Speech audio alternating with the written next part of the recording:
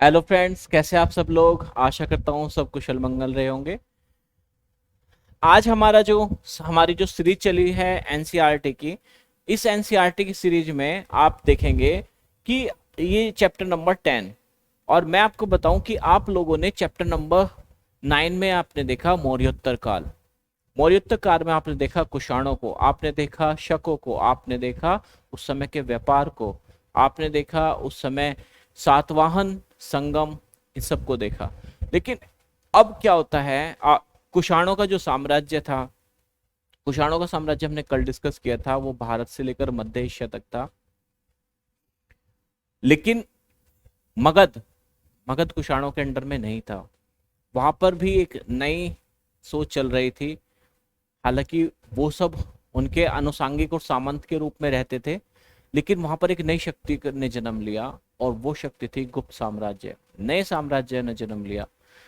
Chandragupta first, प्रथम, जिसने 320 में महाराजाधिराज की उपाधि धारण की। इसका मतलब वो अब एक छत्र राज कर रहा है और साम्राज्य का उसने उद्भव शुरू कर दिया। वो किसी से अब वो राजाओं का भी राजा है और महाराजाधिराज है। ये उपाधि बहुत बड़ी उपाधि होती थी।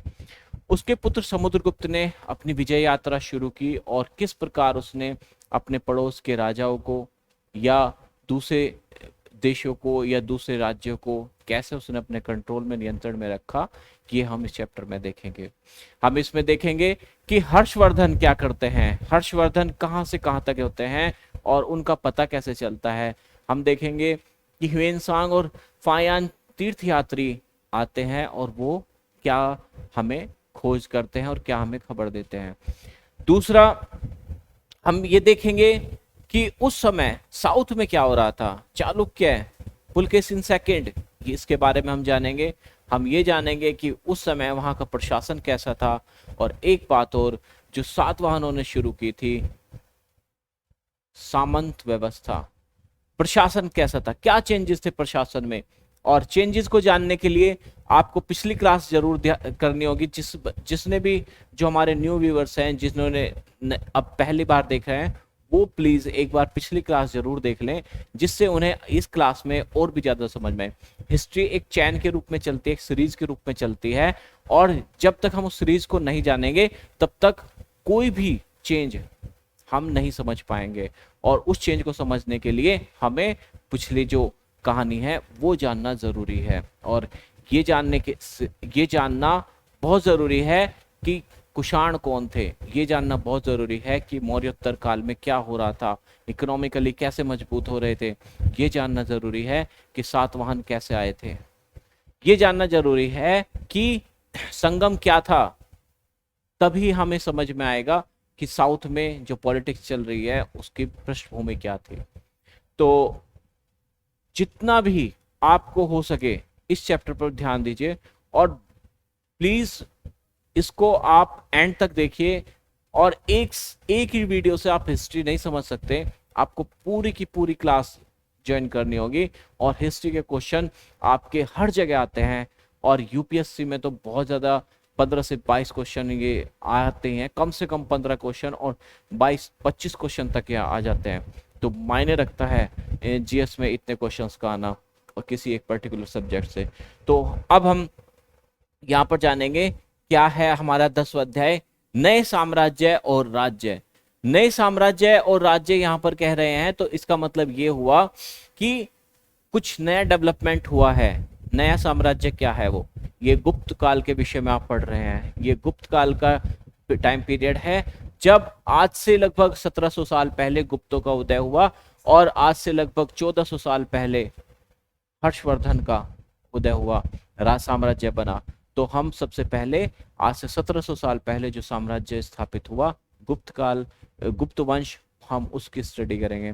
और इसमें भी समुद्रगुप्त की स्टडी करेंगे। सबसे पहले हम ये समझेंगे कि एक राजा क्या होता है। इस बच्चे के माध्यम से ये समझाया गया है कि राजा क्या होता है। इसी बच्चा समझता था कि इसको एक प्ले में पार्ट करना है राजा का, तो इसको जो मूछों पे ताव देनी है और तलवार लेनी है और ये बड़े बड़े मुकुट लगाने हैं। लेकिन जब इसको पता चला कि इसको वीणा देनी है और इसको कविताएं लिखनी है, तो इसने सोचा कि ये कैसा राजा है। और ऐसा ही अद्भुत राजा जिसके बारे में आप ये सब पढ़ते हैं वो है समुद्रगुप्त। और समुद्रगुप्त का पता कैसे चलता है? प्रशस्ति से। और प्रशस्ति को कौन लिखता है? उनके दरबारी, उनके जो काव्य दरबारी हैं वो उसको लिखते हैं। और काव्य दरबारी जो उनके गुणगान करते हैं उसको कहते हैं प्रशस्ति। और प्रशस्ति है एक संस्कृत वर्ड और इसका मतलब होता है, प्रशस्ति का मतलब होता है प्रशंसा, राजा की प्रशंसा। राजा की प्रशंसा, समुद्रगुप्त की प्रशंसा हुई इलाहाबाद प्रशस्ति में। इलाहाबाद प्रशस्ति यानी कि इलाहाबाद का मतलब प्रयाग प्रशस्ति भी इसको बोलते हैं क्योंकि इलाहाबाद का पुराना नाम प्रयाग था। और यहाँ पर अशोक का एक स्तंभ लेख है, उसी स्तंभ लेख पर जो उसकी रानी कारुवाकी ने, अशोक की रानी कारुवाकी ने जो वहां पर स्तंभ लेख बनाया था, उसी स्तंभ लेख पर समुद्रगुप्त का भी उल्लेख मिलता है। और समुद्रगुप्त के जो इस प्रशस्ति में जो गुणगान लिखते हैं उसका नाम है वीरसेन। ये कौन है? ये इसका राज्य दरबारी है, इसका मंत्री है, इसका मेन जो मंत्री है और सही ये इसका जो है बहुत ही क्लोज जो सहायक है। और ये इस राजा की प्रशंसा करता है। और तब हमें प्रयाग प्रशस्ति में पता चलता है कि अच्छा, समुद्रगुप्त के अंदर ये गुण थे। और ये बताता है कि समुद्रगुप्त ने कैसे नियंत्रण किया अपने राजाओं पर, अपने आसपास के पड़ोसियों पर और अपने जीते गए क्षेत्रों पर। ये इस प्रशस्ति में पता चलता है। कौन सी है वो? प्रयाग प्रशस्ति। तो आइए शुरू करते हैं। क्या बताती हैं प्रशस्तियां? प्रशस्तियां मैंने आपको बताया संस्कृत शब्द है प्रशस्ति और इसका जो मेन है अर्थ होता है, इसका अर्थ होता है प्रशंसा। और ये आप यहां देखें, समुद्रगुप्त के बारे में इलाहाबाद में अशोक स्तंभ पर खुद एक लंबे अभिलेख में, और ये अभिलेख ही होता है, आपने अभिलेख के बारे में पढ़ा होगा, अशोक के अभिलेख। और ये स्रोत होते हैं, ये स्रोत होते हैं इनके इतिहास को जानने का। और इतिहास को जानने के स्रोत हैं इनके सिक्के, इनके अभिलेख। और यहाँ पर भी आप देखेंगे कि इनके जो अभिलेख हैं वो प्रशस्ति के रूप में है, वो इनकी प्रशंसा के रूप में है। और वो किसने बनाए हैं? वो आपने पहले भी देखे। आपने पहले कब देखे? आपने देखे थे गौतमीपुत्र शतकर्णी। याद कीजिए पिछला चैप्टर जब आप कर रहे थे, गौतमीपुत्र शतकर्णी की माता ने जो थी गौतमी बालश्री, उन्होंने बताया कि शतकर्णी ने दक्षिण, पूर्व, उत्तर सब जगह, पश्चिम सब जगह अपनी सेनाएं भेजी और सैन्य अभियान किए। यहां पर भी लेकिन गुप्त काल में ये प्रशस्ति का जो चलन है ये बढ़ जाता है। और यहाँ पर एक बहुत ही फेमस प्रशस्ति है, वो है प्रयाग प्रशस्ति। इसको इलाहाबाद भी कहते हैं। इलाहाबाद का पूर्ण नाम प्रयाग था, जो आज तो प्रयाग ही हो गया, लेकिन इलाहाबाद अभी ट्रेंड में है। समुद्रगुप्त के बारे में इलाहाबाद में अशोक स्तंभ पर खुदे एक लंबे अभिलेख से पता चलता है कि इसकी रचना समुद्रगुप्त के दरबार में कवि और मंत्री रहे हरिशेन ने की। भाई देखिए, इसका नाम बहुत इंपॉर्टेंट है। मैं तो इसको कहूंगा कि आप इसको बहुत ज्यादा इंपॉर्टेंट माने कि प्रयाग प्रशस्ति किसने तैयार की? वो था हरिशेन। और ये प्रयाग प्रशस्ति किसके बारे में बताती है? समुद्रगुप्त के बारे में बताती है। ठीक, यह एक विशेष किस्म का अभिलेख होता है और ये होता है प्रशंसा वाला अभिलेख। ठीक, गुप्त काल में तो इनका महत्व। समुद्रगुप्त की प्रशस्ति। अब समुद्रगुप्त की प्रशस्ति क्या है? समुद्रगुप्त के बारे में प्रशस्ति क्या बताती है? समुद्रगुप्त के बारे में हमें जो नॉलेज मिलती है वही हम देखेंगे। और इस प्रशस्ति में हमें बहुत बड़ी नॉलेज मिलती है समुद्रगुप्त के बारे में कि वो किस तरीके से उस समय अपना साम्राज्य को नियंत्रित कर रहा था। तो देखें, समुद्रगुप्त की प्रशस्ति हमें बताती है, कवि ने इसमें राजा की एक योद्धा, युद्धों को जीतने वाले राजा, विद्वान और एक उत्कृष्ट कवि के रूप में भरपूर प्रशंसा की। याद रखिए, समुद्रगुप्त एक्स्ट्रा टैलेंटेड आदमी था। वो जितना बड़ा योद्धा और राजा था उतना ही बड़ा उसमें कलाकार छिपा था। वो वीणा बहुत अच्छी बजाता था, इसका पता भी हमें सिक्कों से चलता है। वो अपने सिक्कों पर जो है यानी कि उसका लगाव था, वो कवियों को संरक्षण देता था, जैसे हरिशेन है। और वो क्या करता था? वो कविता भी लिखता था। तो इसमें आप ये समझिए कि वो एक उत्कृष्ट कलाकार भी था और वो क्या था? योद्धा भी था। उसे ईश्वर के बराबर बता दिया। और प्रशस्ति में लंबे लंबे वाक्य दिए गए हैं और यहाँ एक वाक्य दिया भी गया है, और ये वाक्य दिया गया है कि वो किस टाइप का योद्धा था। उसका शरीर युद्ध मैदान में कुठारों, कुल्हाड़ियों, तीरों, भालों, बर्छों, तलवारों, लोहे की गदाओं, नुकीली तारों, तीरों और अन्य सैकड़ों हथियारों से लगे घाव के दाग से भरे होने के कारण अत्यंत सुंदर लगता था। भाई योद्धा होगा तो यही गुण है। वीरों का गुण क्या है? उसके शरीर पर कितने घाव है, उसी से पता चलता है कि वो कितने युद्ध जीता लड़ा हुआ है और कितना एक्सपीरियंस है उसे लड़ने का। जितना तो एक योद्धा की सुंदरता क्या होती है कि उसके शरीर के घाव, तो वो इसमें दर्शाने की कोशिश की गई है कि समुद्रगुप्त बड़ा सुंदर लगता था इतने घाव लेकर। ये आप कॉइन देखिए, ये समुद्रगुप्त के समय की कॉइन है, और इस कॉइन में आप देखेंगे कि ये समुद्रगुप्त वीणा बजाता हुआ जो है, उसकी जो फोटो इस पे छपी हुई है, वीणा बजाने वाला राजा, इसको वीणा बजाने वाला राजा भी कहते हैं समुद्रगुप्त को। और वीणा बजाने वाला राजा क्यों कहा इसको? क्योंकि इसका जो है वीणा का शौक था। सिक्कों पर दिखे हैं, जैसे इन सिक्कों में उन्हें वीणा बजाते हुए दिखाया गया है। ठीक, मानचित्र, अब एक सपोज एक हमें मानचित्र देखना है, इसी में दिया हुआ है, और आप इस एक मानचित्र को देखिए, ये रहा, इस मानचित्र को देखिए, ये समुद्रगुप्त का जो दिया हुआ है उस समय का भारत क्या है। अभी मैं इसको एक बार समझाऊं आपको, तो ये जो आपको ग्रीन वाला दिखता है, ग्रीन वाला, ये आर्यव्रत का एरिया है। आर्यव्रत, वो आर्यव्रत जिसको उसने डायरेक्ट कंट्रोल में किया था, किसने? समुद्रगुप्त ने। ये सब ये जो मैप है, ये मैप इसी प्रस्तुति, इसी जो प्रशस्ति है उसके आधार पर ये मैप डेवलप हुआ है, उसमें प्राप्त जानकारी के आधार पर ही ये मैप डेवलप किया गया है। और इसमें आप देखेंगे, क्या देखेंगे कि इसमें ये देखेंगे कि ये जो ये है ग्रीन वाला एरिया, ये ग्रीन वाला है एरिया है आर्यव्रत, यानी कि ये समुद्रगुप्त के समय डायरेक्ट गुप्तों के नियंत्रण में था।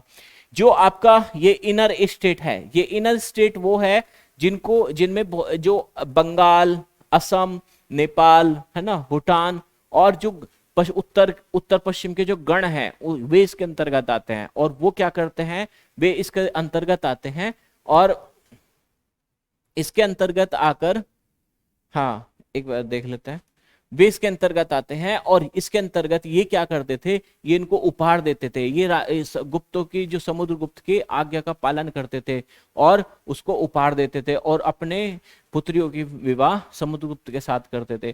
तो ये जो लोग हैं ये इनडायरेक्ट रूप से उसके नियंत्रण में है।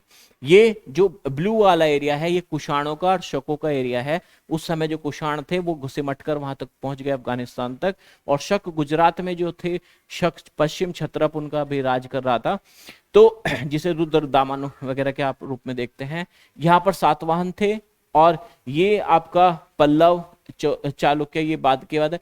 और जितने ये आप रेड वाले पॉइंट्स देख रहे हैं, ये रेड वाले पॉइंट्स, ये वो कैपिटल्स है जिनको उसने कॉन्कर किया, इसको इन्होंने हराया, समुद्रगुप्त ने हराया, और साथ में हराने के बाद क्या हुआ? इनको कहा कि तुम उन्हें फिर से शासन करने के लिए आदेश जारी कर दिए। ठीक, कि नियंत्रण में आप हमारे रहोगे, लेकिन शासन आप ही करते रहो। तो इसने एक तो इसका राज्य हुआ ये जो डायरेक्ट नियंत्रण में था, एक जो उसके आदेशों का पालन करते थे उसके अंडर में थे, और दूसरे जिनको उन्हें हराया और उन्हीं को शासन करने के लिए फिर से दे दिया। ये आप इसमें आप देख सकते हैं। ठीक, और ये जो मैप बना है, ये जो राज्य क्षेत्र बताया गया है समुद्रगुप्त का, ये समुद्रगुप्त के विजय अभियान का आधार पर है, जो प्रयाग प्रशस्ति में जानकारी दी गई है उसी के आधार पर। चलिए आगे बढ़ते हैं।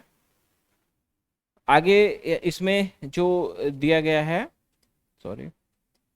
आगे इसमें दिया गया है कि चित्र के आधार को देखें तो इस क्षेत्र को हरे रंग से रंगा गया है। तो पूर्वी समुद्र तट के साथ साथ एक क्रम में लाल बिंदु दिखेंगे, उसी तरह कुछ क्षेत्र में बैंगनी और नीले रंग भी दिखेंगे, जो हमने अभी मैप में देखा। अब इन्होंने कहा कि इस मानचित्र के आधार, इस मानचित्र को प्रशस्ति के प्राप्त जानकारी के आधार पर बनाया गया है, और उसमें प्रशस्ति में यह बताया गया है कि इसकी नीतियां क्या थी। विभिन्न जो इसके 4 प्रकार के राज्य थे, कौन कौन से राज्य थे आपने देखा? एक तो ग्रीन वाला जो डायरेक्ट नियंत्रण में था, एक आपने देखा रेड वाला, एक आपने देखा ये रेड वाला, इसमें क्या था? ये इनर स्टेट थे। और फिर आपने क्या देखा? आपने देखा ये ब्लू वाला जो आउटर स्टेट थे, और आपने देखा है रेड रेड वाले जो सिटीज थी जो उनको कन्वर्ट किया और उसको उन्हीं को शासन करने दिया। तो ये जो नीतियां थी, ये चार प्रकार के राजा उसके अंडर में, चार प्रकार के राज्य क्षेत्र थे उसके, ये वाले 2, 3 और 4। अब आइए देखते हैं क्या कि अब ये क्या कर रहा था। मानचित्र में हरे रंग के क्षेत्र को आर्यव्रत कहा और उन 9 शासकों, आर्यव्रत, ये जो ग्रीन वाला एरिया है इसको इन्होंने कहा आर्यव्रत, ये है आर्यव्रत ग्रीन वाले एरिया को। और वे इसमें 9 शासक थे जिसको उसने हराया था और उसको डायरेक्टली अपने साम्राज्य में उसने मिला लिया। तो कितने से कई बार प्री में पूछा जा सकता है कि कितने शासक थे वे, 9 शासक। दूसरे प्रकार के जो राजा थे ये थे हरे वाले, जो आपने मानचित्र में हरा रंग देखा। अब आप देखते हैं जो लाल बिंदु आपने देखे, ये 12 शासक थे, 12 यानी 12, ये 12 राजा थे। इन्होंने क्या किया, समुद्रगुप्त ने इन 12 शासकों को हराया और इन्हीं को शासन करने दिया। ठीक, इनकी राजधानी को दिखाया गया है। इन सब ने हार जाने पर समुद्रगुप्त के सामने समर्पण किया और समुद्रगुप्त ने फिर इन्हीं को शासन करने की अनुमति दे दी। तो दूसरे टाइप का आपका ये हो गया राजा। फिर नेक्स्ट है आपका पड़ोसी स्टेट। पड़ोसी जो देश थे उसमें श्रीलंका भी था, और जितने बैंगनी रंग के आपने देखे वो सब पड़ोसी थे, उसमें श्रीलंका भी था पड़ोसी में बैंगनी रंग के। इसमें असम था, तटीय बंगाल था, नेपाल, भूटान, उत्तर पश्चिम के गण, ये समुद्रगुप्त के लिए उपहार लेते थे। ये क्या करते थे, एक तो उपहार लाते थे और उनकी आज्ञाओं का पालन करते थे और दरबार में उपस्थित होते थे। ये एक तरीके से इनडायरेक्ट रूप से समुद्रगुप्त की छत्र छाया में ही रहते थे और उसके बिना वहां कुछ भी नहीं कर सकते थे। तो ये भी एक तरीके से शासन था।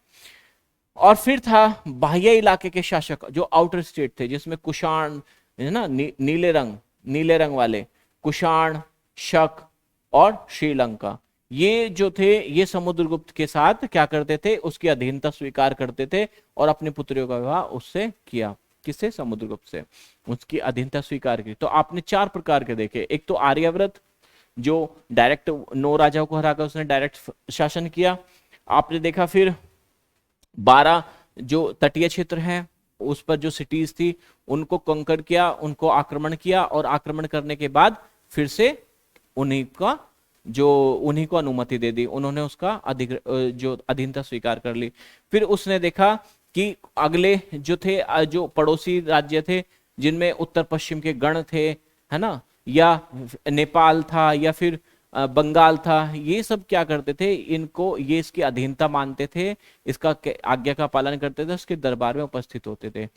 फिर लास्ट जो चौथे प्रकार का राज्य था वो था इसके आउटर स्टेट में श्रीलंका था और कुषाण थे और शक थे, ये इसकी अधीनता स्वीकार करते थे और अपनी पुत्रियों का विवाह भी समुद्रगुप्त के साथ इन्होंने किया।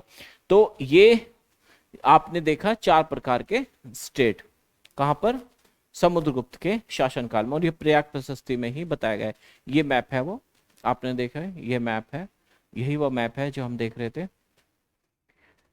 फिर आगे बढ़ते हैं वंशावली। सबसे पहले आप समझ लो ये विक्रम संवत क्या है। आपने विक्रम संवत है 58 ईसा पूर्व, यानी कि जो शक संवत है वो तो है 78 ईस्वी, और जो विक्रम संवत है वो है 58 ईसा पूर्व, 58 ईसा पूर्व यानी कि बीसी, 58 बीसी। अब इसमें क्या है, ये चंद्रगुप्त विक्रमादित्य ने शुरू किया था, और ये माना जाता है कि ये शकों को हराने के उपलक्ष्य में शुरू किया था इन्होंने, विक्रमादित्य ने, और विक्रमादित्य की उपाधि धारण की थी।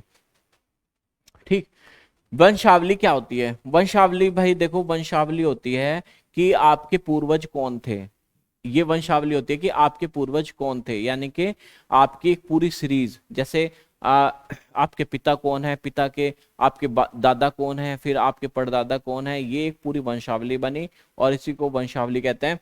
अधिकांश प्रशस्तियां शासकों के पूर्वजों के बारे में बताती है, इनके गुण तो बताती हैं, साथ में इनके पूर्वजों के बारे में बताती है। और यह प्रशस्ति भी समुद्रगुप्त के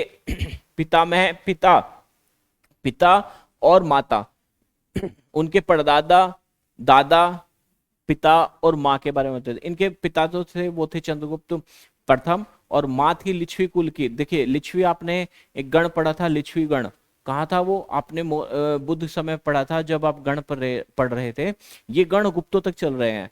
इन गणों में एक खास बात ये थी, ये गण गुप्तों तक चल रहे हैं। और इनकी जो माता थी वो लिच्छवी गण की राजकुमारी थी। किसकी माता थी? समुद्रगुप्त की। समुद्रगुप्त की जो माता थी वो लिच्छवी नरेश की पुत्री थी। और चंद्रगुप्त सबसे पहले थे जिन्होंने महाराजाधिराज की उपाधि धारण की। महाराजाधिराज एक बहुत बड़ी उपाधि होती थी, क्योंकि उससे पहले जो उसके पापा थे, उसके पिताजी थे, वो तो महाराज की उपाधि धारण करते थे। तो इसका मतलब ये हुआ कि इनका जो वंश का महत्व था वो धीरे धीरे बढ़ता चला गया। अब समुद्रगुप्त के बारे में हमें उसके बाद के शासकों के बारे में भी पता चलता है कि बाद के शासकों से भी पता चलता है, चंद्रगुप्त द्वितीय की वंशावली से भी जानकारी मिलती है। चंद्रगुप्त द्वितीय कौन था? ये समुद्रगुप्त का लड़का था और इसने शक राजाओं को हराया था। शक राजाओं को हराया और इन्होंने विक्रमादित्य की उपाधि धारण की थी। और भारत में जो इन्होंने विद्वान थे, इनके दरबार में बहुत सारे विद्वान रहते थे। उनमें कालिदास भी एक थे, और नवरत्न भी बोल सकते थे उनको, जैसे नवरत्न आप अकबर के सुनते हैं, इसी प्रकार चंद्रगुप्त विक्रमादित्य के दरबार में भी बहुत सारे विद्वान रहे। अब ये इसको पढ़ने के बाद हमारा शुरू होता है हर्षवर्धन।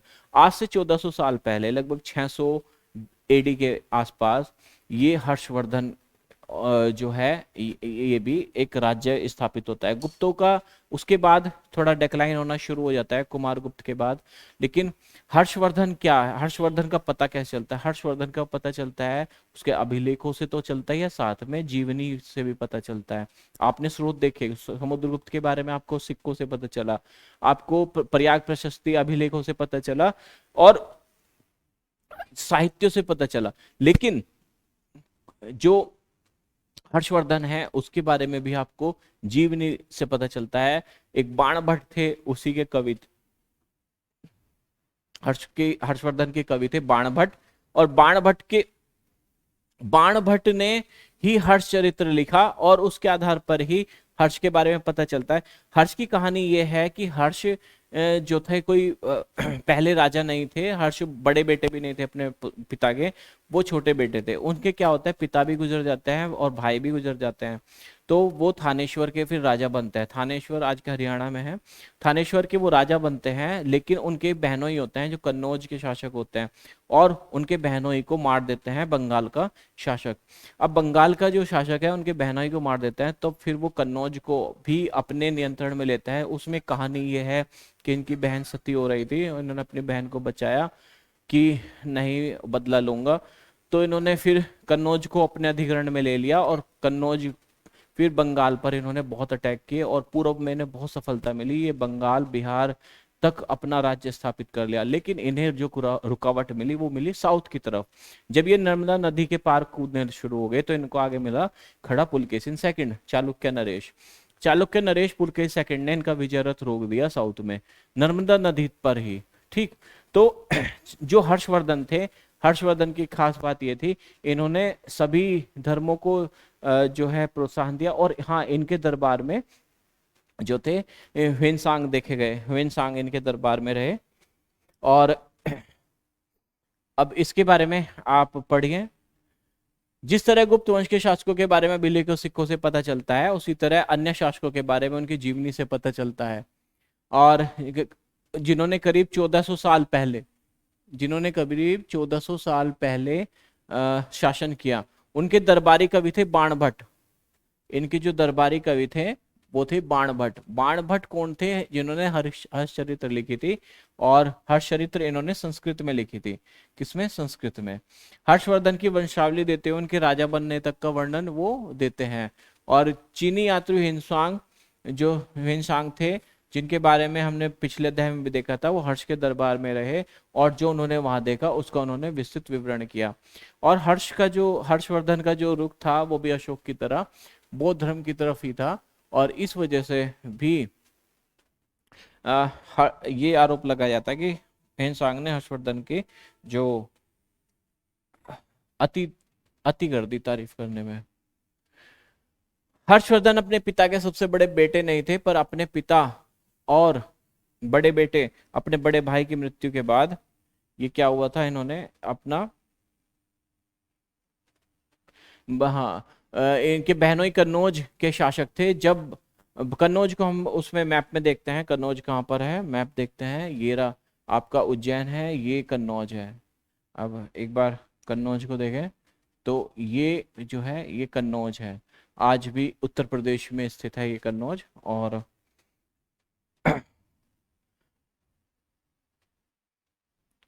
इसमें फिर देखते हैं कि इन्होंने क्या किया, कन्नौज, जब बंगाल के शासक ने उन्हें मार डाला तो हर्ष ने कन्नौज को अपने अधीन कर लिया और बंगाल पर आक्रमण कर दिया।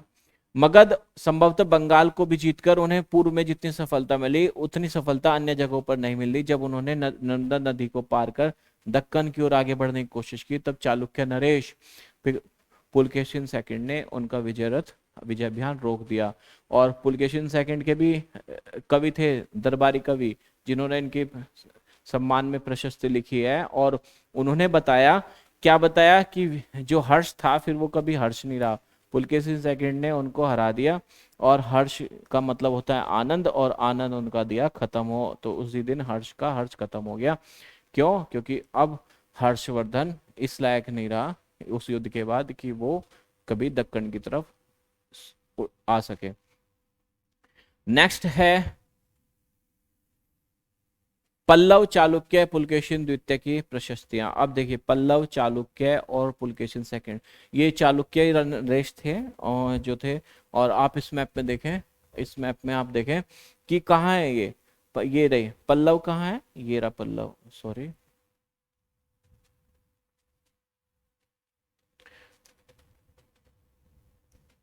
ये आप देखिए, ये पल्लव हुआ, ये पल्लव है, ये चालुक्य है, और इनकी राजधानी थी एहोल, ठीक।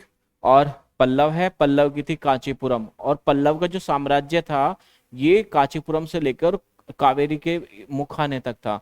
यानी कांचीपुर, ये जो था पल्लव का एरिया था, मैं इसको रेड कर देता हूँ, ये पल्लव का एरिया था, ये पूरा पल्लव एरिया था। और इसमें जो पांडे है वो है आपका नीचे, मदुरई उनकी राजधानी है। और जो चालुक्य है, इनकी जो जमीन है वो है तुंगभद्रा और कृष्णा नदी के बीच में। और कृष्णा नदी और तुंगभद्रा नदी के बीच में इनका जो है पूरा का पूरा एरिया पड़ता है, ऊपर फिर सातवाहन आ जाता है। तो ये जो है चालुक्य, इनकी राजधानी ऐहोल थी। और आप इसमें फिर आगे देखें, इसमें ये देखेंगे कि फिर ये क्या करते थे, धीरे धीरे ये, अच्छा, फिर इस काल में पल्लव और चालुक्य दक्षिण भारत के सबसे महत्वपूर्ण राजवंश थे। पल्लवों की राज्य राजधानी कांचीपुर, ये इंपॉर्टेंट है, पल्लव की राजधानी कौन सी थी, कांचीपुरम। और उसके आसपास के क्षेत्र से ले कावेरी नदी के डेल्टा तक उनका क्षेत्र फैला था, जो मैंने आपको दिखाया, रेड मैंने जो एरिया किया था। चालुक्यों का राजा कृष्णा और तुंगभद्रा नदियों के बीच में था, जो ऊपर वाली जो नदी है कृष्णा और तुंगभद्रा नदी। चालुक्यों की राजधानी ऐहोल थी, और उनका जो प्रमुख राजा था वो था पुलकेशिन सेकंड। और उसने, पुलकेशिन सेकंड ने जो राज्य प्राप्त किया था वो अपने चाचा से प्राप्त किया था। ऐहोल एक ऐसे एक पहले जो था व्यापारिक केंद्र, राजधानी तो था ही, साथ में व्यापारिक केंद्र भी था। और फिर वहां पर बहुत सारे मंदिर बने और इसलिए वो धार्मिक केंद्र भी बना। तो ऐहोल को आप देखें कि व्यापारिक केंद्र के रूप में देखेंगे, राजधानी के रूप में देखेंगे, आप राजधानी के रूप में देखेंगे, व्यापारिक केंद्र के, और धार्मिक केंद्र के रूप में भी आप देखेंगे।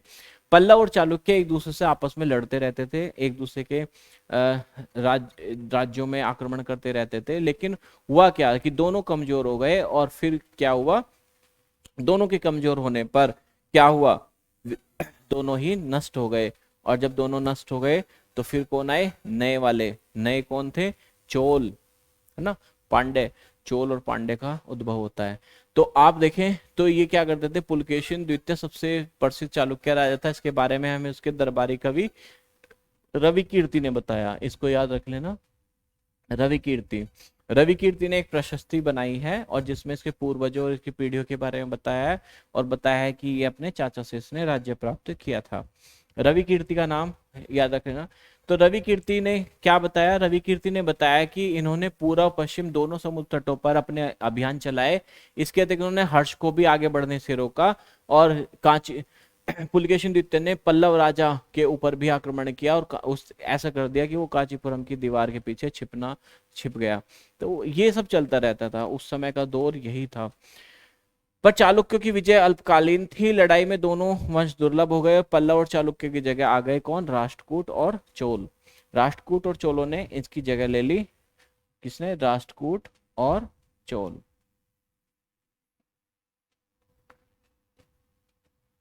राष्ट्रकूट और चोल ये इनकी जगह आ गए, क्योंकि ये अब हो गए कमजोर, और कमजोर होने पर क्या होता है? फिर दूसरे ही आते हैं, आपस में लड़ना इसलिए नहीं चाहिए।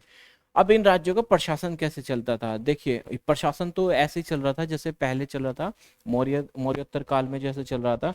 लेकिन जो इनका प्रशासन है उसमें अभी भी जो गांव है वही सबसे छोटी इकाई है, लेकिन चेंजेस आ रहे हैं। गांव में कुछ सभाएं भी बन रही है। चलिए देखते हैं कि इनका प्रशासन में पहले राजाओं, इन राजाओं के लिए भूमि कर सबसे महत्वपूर्ण था। जैसे पहले लैंड टैक्सेस होते थे, राजस्व इकट्ठा करते थे, आज भी इनके लिए वो महत्वपूर्ण था। फिर प्रशासन की प्राथमिकताएं गांव होती थी, लेकिन धीरे धीरे नए बदलाव आ रहे थे। राजाओं ने आर्थिक, सामाजिक और राजनीतिक जो उनकी जरूरत थे उनके आधार पर कुछ नए चेंजेस किए, कुछ नए कदम उठाए। उन्होंने क्या किया कि उन कुछ पदों को अनुवांशिक कर दिया, कुछ प्रशासनिक पदों को अनुवांशिक कर दिया। अनुवांशिक का मतलब कि अगर किसी का पिता उस पद पर है तो उसकी मृत्यु के बाद उसका पुत्र जो है उस पद को ग्रहण करेगा। जैसे हरिशेन के पास जो पद क्या था? हरिशेन के जो पद था वो था दंड अधिकारी। दंड अधिकारी मतलब चीफ जस्टिस था। वो बहुत बड़ा जज था, मुख्य न्यायिक अधिकारी था। तो दंड अधिकारी का पद उसके पिताजी के पास था। उसके पिताजी गुजर गए तो समुद्रगुप्त ने हरिशेन को दे दिया दंड अधिकारी। और एक चेंज ये भी आया, एक चेंज आप ये भी देखे होंगे कि एक ही पोस्ट पर, सॉरी, एक ही व्यक्ति कई पोस्ट पर देखता है। हरिशेन का उदाहरण है। हरिशेन दंडाधिकारी भी रहा। दूसरा, वो संधि विग्राहक भी रहा। संधि विग्राहक उसको बोलते थे, ये आया हुआ क्वेश्चन है, संधि विग्राहक को बोलते थे जो युद्ध और शांति के विषय में जो मंत्रालय होता था जिसके पास, वही। और इसके पास अमात्य भी था। ये अमात्य मतलब एक मंत्री होता था, महामात्य।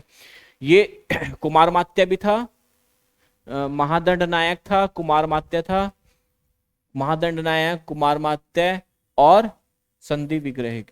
संधि विग्रहिक आया हुआ है कि संधि विग्रहिक क्या था और इसका क्या काम था।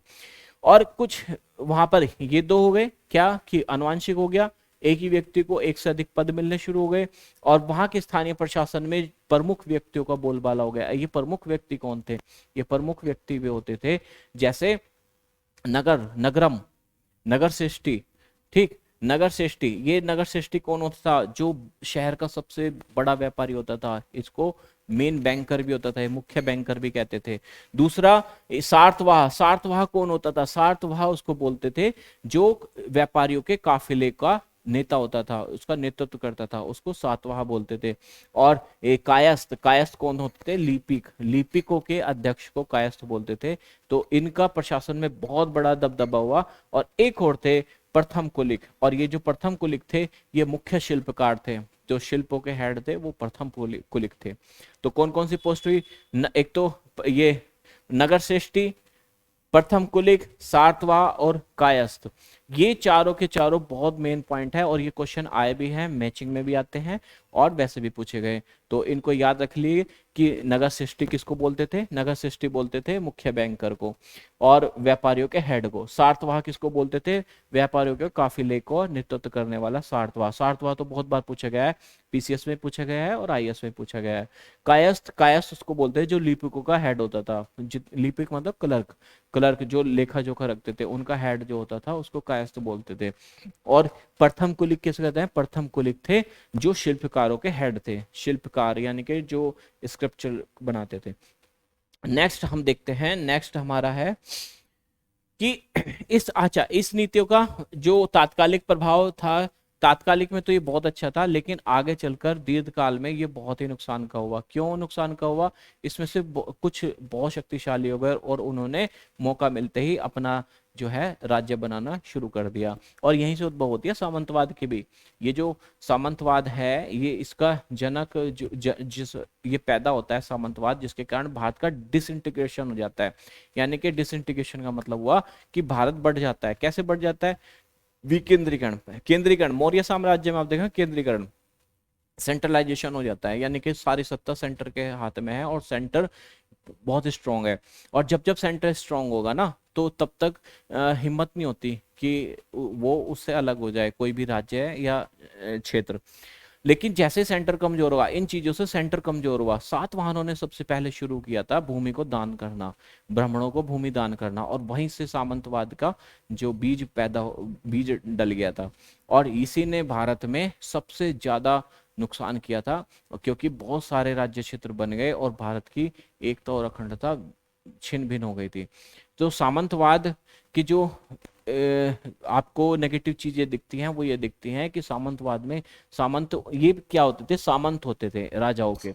जैसे बहुत जब तक राजा मजबूत है तब तक तो ये उसके नियंत्रण में रहते थे। जैसे ही राजा कमजोर हुआ, तुरंत ये अपने क्षेत्र अपनी राज्य बनाने शुरू कर देते थे और इस आधार पर अपना उसके राज्य साम्राज्य को खत्म कर देते थे। और इसीलिए भारत में जब आप देखते हैं कि जो बाहरी अटैक होते हैं, चाहे गजनी का हो या गजनवी का हो या गौरी का हो, तो भारत में बहुत सारे राज्य होते हैं जो छिन्न भिन्न होते हैं, छोटे छोटे राज्य। ये सब सामंतवाद के कारण होता है। तो जो एक नए प्रकार की सेना, अब ये नए प्रकार की सेना क्या थी, इसको बारे में मैं आपको बताऊं कि ये राजा क्या करता था, अपनी तो सेना रखता ही था। जैसे पहले क्या होते थे, राजा अपनी सेना भी रखते थे, ये भी अपनी सेना रखते थे।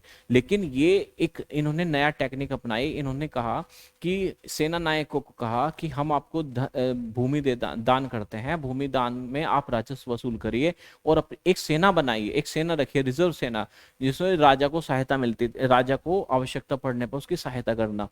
अब ये सेना इन्होंने बनाई और उसका भू राजस्व से उन्होंने भरण पोषण किया और हथियार भी कलेक्ट किए।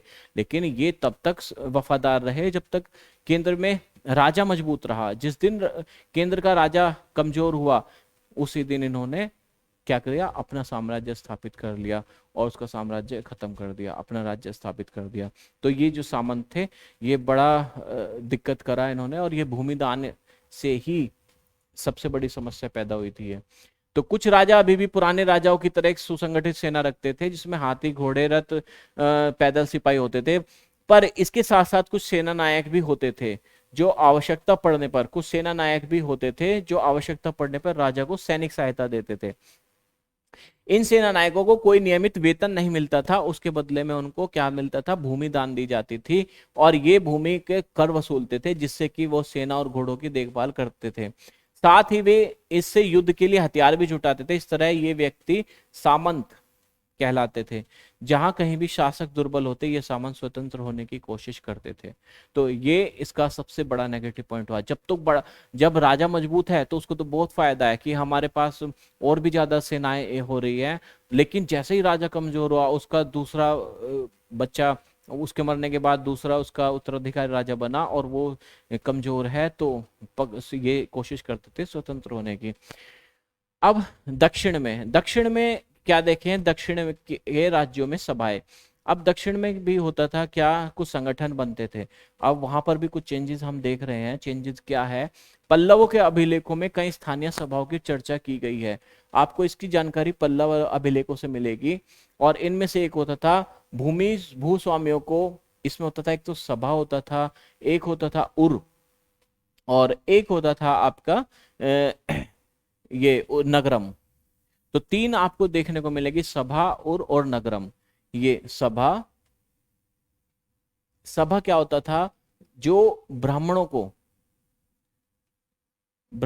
को दान में दी गई जमीन थी, और वो उससे जुड़े एक पूरा संगठन होता था ब्राह्मण भूस्वामियों का। उनको दान में दी गई जमीन होती थी और वे उसके भूस्वामी होते थे। वो ही वहां पर सारा जो सब कुछ देखते थे, सारे के सारे कानून व्यवस्था, राजस्व कलेक्ट करना, और वहां के दंड अधिकारी भी सब कुछ वही थे। तो वो उनका संगठन था एक, और उसको बोलते थे सभा। और जो गैर ब्राह्मणों का संगठन था, गैर ब्राह्मण भूस्वामी थे, उनको बोलते थे उर। वो थे उर। जो गैर ब्राह्मण थे वो थे उर। और जो नगरों का प्रशासन देखते थे उसको बोलते हैं नगरम। जो नगरम होते थे, ये व्यापारिक संगठन होता था, व्यापारियों का एक संगठन होता है नगरम। ठीक। और ये आप नगरम में और आप श्रेष्ठी में अंतर कर सकते हैं। श्रेष्ठी व्यापारियों के संगठन का नेता और नगरम व्यापारियों का संगठन। संभवतः इन सभाओं पर धनी और शक्तिशाली भूस्वामी और व्यापारियों का नियंत्रण होता है। इससे बहुत सी स्थानीय सभाएं शताब्दियों तक काम करती रही और इन पर नियंत्रण इन्हीं का होता था। और इसके ये लास्ट तक चलते रहे, बहुत समय तक चलते रहे। और आपको देखने का उस जमाने में आम लोगों की क्या स्थिति थी। भाई उस जमाने में आम लोगों की स्थिति अगर आप जांचना है तो उस समय के हम साहित्य देखेंगे। उस समय के जो साहित्य हैं, खासतौर से कालिदास जी के वो जो नाटक हैं, उसमें उन्होंने जो नाटक लिखे हैं, अधिकतर तो उनके नाटक जो थे वह दरबार के चीजों को ही दिखाते थे, लेकिन उसमें हमें जो आम लोगों की स्थिति है उसको भी पता चलता है। जैसे अंगूठी वाली एक कहानी है कि मछुआरे के साथ जो कर्मचारी थे, राज्य कर्मचारी, उनका कितना बुरा व्यवहार होता था। खैर वो तो आज भी होता है, लेकिन फिर भी उस समय भी देखे बहुत बुरा व्यवहार होता था। जन साधारण के जीवन की थोड़ी बहुत झलक हमें नाटकों और कुछ अन्य स्रोतों से मिलती है।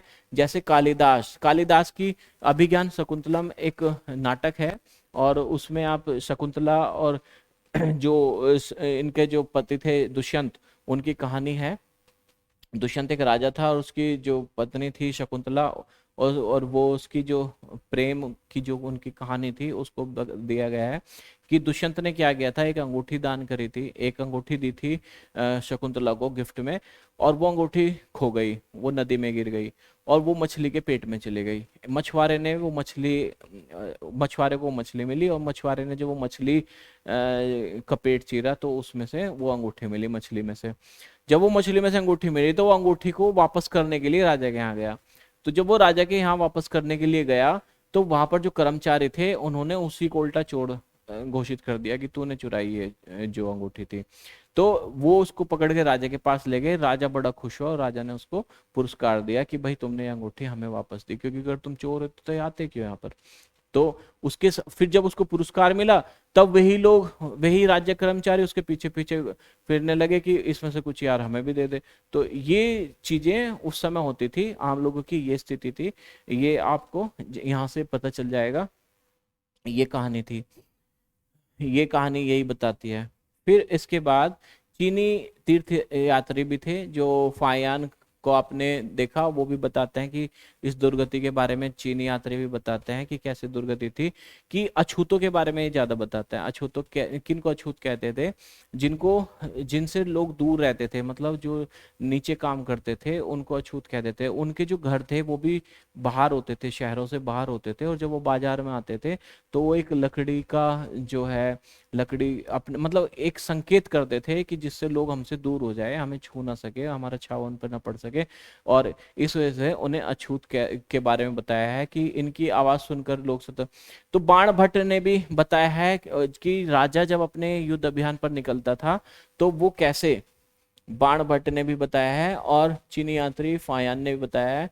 और बाण भट्ट ने बताया कि राजा जो था वो कैसे अपने युद्ध अभियान पर निकलता, तो कैसे कैसे खाली सैनिक ही नहीं जाते थे, सभी पूरा का पूरा शहर चलता था। जैसे पूरे के पूरे संसार, खाना बनाने वाले, डांस करने वाले, रणसिंगे बजाने वाले, तो सारी की सारी जो आपने देखा राजा की सेना केवल लड़ने वाली ही नहीं थी, उसका पूरा चित्रण इसने किया है। और उसको कहा कि जिस गांव से जाते थे ना, उस गांव को कहते थे कि पूरी दुनिया धूल से गर्त में डूब जाती थी। उस गांव में क्या होता था, अगर मान लिया सपोज करो जिस उस गांव को, एक तो उनका आदर करना पड़ता था राजा का, फिर वो क्या करते थे बेचारे, उनके जो पशु हैं उनको घास पानी भी वही करते थे गांव वाले ही। फिर और क्या करते थे, उनकी फसलों को नष्ट कर देते थे वे राजाओं के सैनिकों के जो घोड़े होते थे, उनके हाथी भी दग जाते थे, उनके घर भी तोड़ देते थे। तो उनकी तो दुर्गति थी। जिस और फिर लेकिन एक चीज होती थी कि वे राजा के सामने उपस्थित होकर राजा को उपहार भी दे देते और राजा से अपने कुछ दिक्कत हो तो वो भी बता देते थे। तो इस आधार पर देखा जाता है आम लोगों की कुछ ऐसी खास व्यवस्था नहीं थी जैसे आप देखते हो राजवंश की थी। तो आम लोगों की के बारे में बताया गया। तो इस चैप्टर को तो हमने यहीं पर समाप्त कर दिया। अब नेक्स्ट चैप्टर को पढ़ेंगे और नेक्स्ट चैप्टर है आपका 11 चैप्टर और ये लास्ट चैप्टर होगा आपका इसकी बुक का। धन्यवाद। वीडियो को लाइक, सब्सक्राइब और शेयर जरूर कर दें। धन्यवाद।